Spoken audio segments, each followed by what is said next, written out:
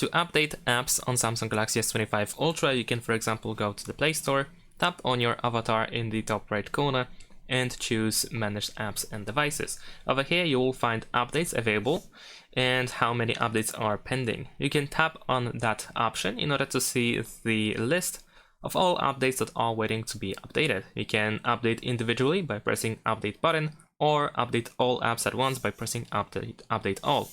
If you go back over here, you can also press Update All without going into the details. So this is one of the ways to update apps. Some apps can be updated through the store that is over here, the Galaxy Store.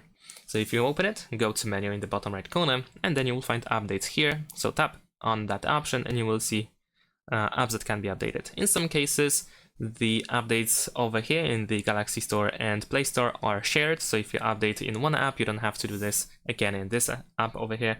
And in some cases, some apps can be updated either in the first app or the second one. Thanks for watching, leave a like and subscribe to my channel, and see you in my next videos. Bye!